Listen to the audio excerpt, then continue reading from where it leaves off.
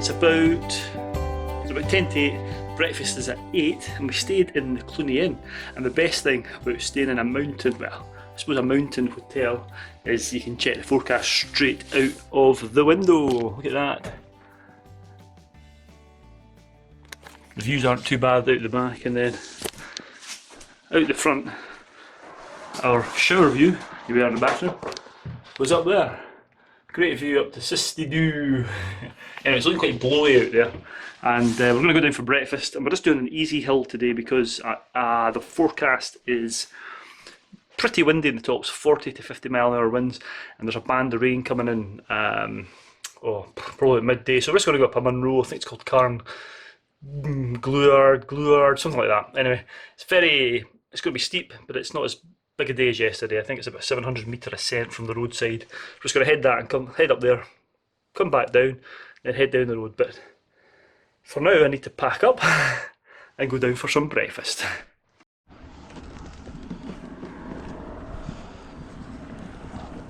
I packed my bag and headed down to the car to drop it off, and then headed into the inn for some well needed breakfast.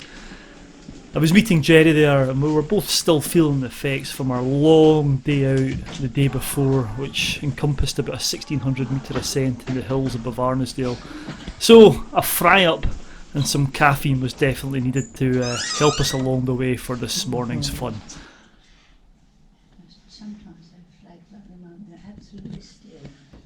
Well, that's breakfast had, and we're now going to head along to the small car parking space. It's all of, I don't know, about 3 kilometres along the road, and then it's about, once we park up, less than 2 kilometres to the summit, or right there or thereabouts. So it's another steep pull.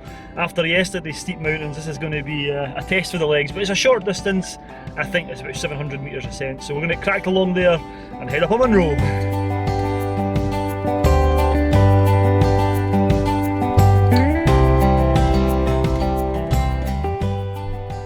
Things weren't looking too bad, and we left the Cluanie Inn round about 8:30, and we were soon on the road, and the tops were still clear, so we were feeling quite positive, although it was looking rather breezy. And it wasn't a long journey along to the car parking spot, and we soon found ourselves pulling into the car park for Glen, where we got our gear ready, got those old boots on, put the waterproofs in the bag, and set about getting ready to head up this short Munro.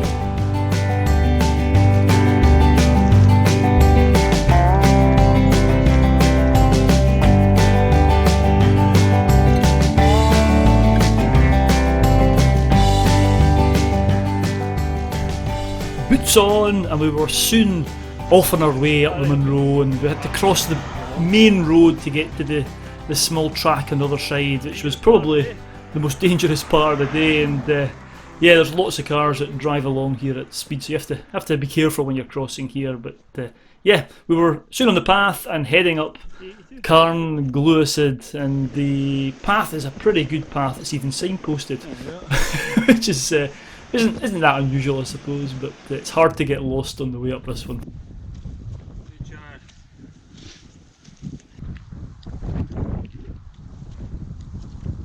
We started making our way up the hill. There's a lovely path, as you can see, and we're probably a few hundred metres in, and the wind's really starting to pick up, starting to get gusty. So I think when we get to the top, I'll be batting down the hatch this time, and hopefully we'll not be holding on to each other.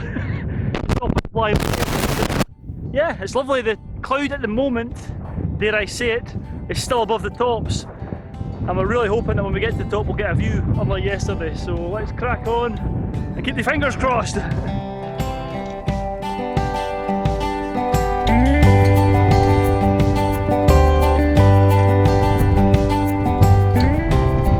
excellent Stalker's Path took us up the hillside, and as we gained altitude it started to get a bit more chilly with that gale force wind, and I stopped to put my beanie hat on to warm up. Hat on, and we were soon heading back up the path, which zigzagged its way up the mountainside, leading us on to the upper reaches of the mountain.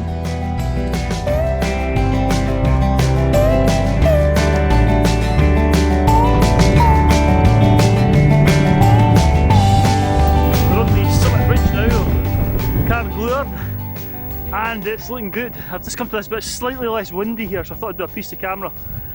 This is actually part of a 3 Munro circuit. In most cases people will go around to 3, but due to the forecast today, and maybe the fact that we were a bit knackered from yesterday, we're just going up the first Munro and then we're going to retrace our steps. The path's been quite good. I think earlier on I said that it was really steep and the distance from the road to the top was quite short, but unlike yesterday, this has got a lovely path which zigzags its way up, contouring in and out of the hillside, so it's not actually that steep, although probably twice as long in terms of distance. I'm hoping you can hear this because it's quite breezy.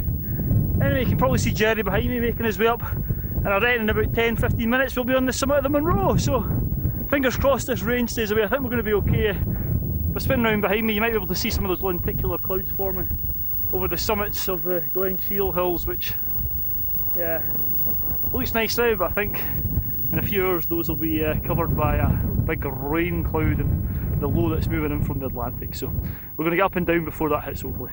So less talking, let's get walking. Once up on the summit shoulder of Carngluasid, the wind was really picking up and it was really cold, so we stopped, got some more layers on and took the opportunity to take some snaps of the surrounding landscapes.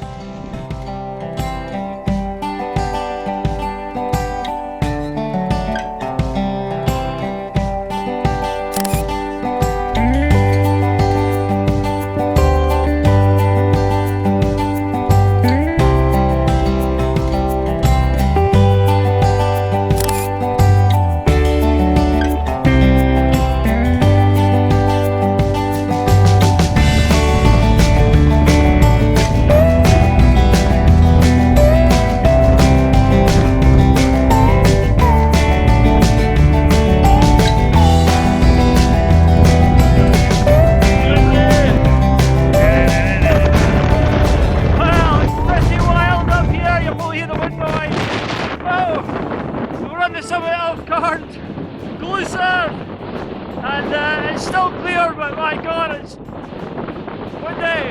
So, hope you can hear this. Can't shelter you around here. What's the full wind? What's the wind gauge? Wind gauge.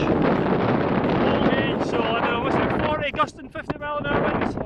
So anyway, as I said, we're not completing the 3 Munros. The second one you can see over there, but I think if we were to do that by the time we got there, it'd be torrential rain, and the winds have to get stronger as well. So we're going to head back down to the car now. Time to go.